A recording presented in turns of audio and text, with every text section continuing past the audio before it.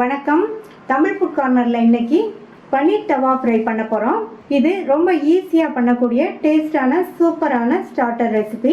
இப்போ எப்படி பண்ணுறதுன்னு பார்க்கலாம். இந்த மிக்சிங் பவுலில் 2 teaspoon Kashmir chilli powder, 1/4 teaspoon மஞ்சள் தூள், 1 டீஸ்பூன் கொத்தமல்லி தூள், 1/2 டீஸ்பூன் சீரகத்தூள், 1/2 டீஸ்பூன் கரம் மசால் தூள், 3/4 டீஸ்பூன் ஆம்ச்சூர் பவுடர்.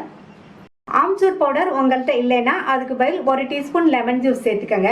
அடுத்து 1 டீஸ்பூன் இஞ்சி பூண்டு பேஸ்ட்டு, இது கூட 1 டேபிள் ஸ்பூன் கார்ன்ஃப்ளவர், இது கூட 1 டேபிள் ஸ்பூன் தயிர், 2 டேபிள் ஸ்பூன் டொமேட்டோ கெச்சப். அடுத்து இதுக்கு தேவையான அளவு உப்பு சேர்த்துட்டு எல்லாம் ஒன்றா மிக்ஸ் ஆகிற மாதிரி நல்லா கலந்து விட்டுக்கலாம். 200 கிராம் பன்னீரை இந்த மாதிரி ரெக்டாங்கிள் ஷேப்புக்கு கட் பண்ணி வச்சுருக்கேன். இப்போ ஒவ்வொரு பீஸாக எடுத்து இந்த மசாலாவில் இந்த மாதிரி பெரட்டி விட்டுக்கணும்.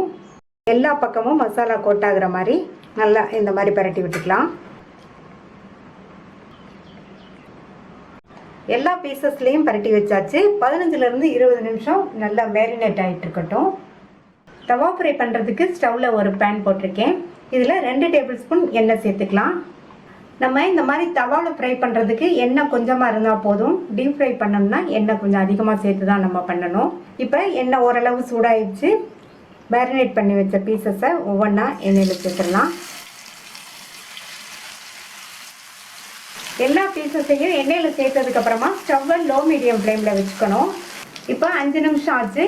ஒவ்வொரு பீஸாக பிரட்டி போட்டுக்கலாம்.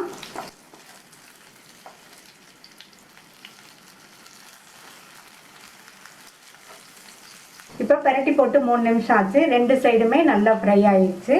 எல்லா பீசஸையும் பிளேட்டுக்கு மாற்றி வச்சிடலாம். டேஸ்டான ரொம்ப ஈஸியாக பண்ணக்கூடிய பன்னீர் தவா ஃப்ரை ரெடி ஆயிடுச்சு. கார்னிஷிங்காக இதில் மேலே கொஞ்சமாக கொத்தமல்லி இலைகளை தூவிக்கலாம். இந்த டேஸ்டான பன்னீர் தவா ஃப்ரையை ட்ரை பண்ணி பார்த்துட்டு உங்கள் கமெண்ட்ஸை சொல்லுங்கள். இது வரைக்கும் தமிழ் ஃபுட் கார்னர் சேனலை சப்ஸ்கிரைப் பண்ணாதவங்க சப்ஸ்கிரைப் பண்ணிவிட்டு பக்கத்தில் உள்ள பெல் பட்டனையும் கிளிக் பண்ணிக்கோங்க. தேங்க்யூ.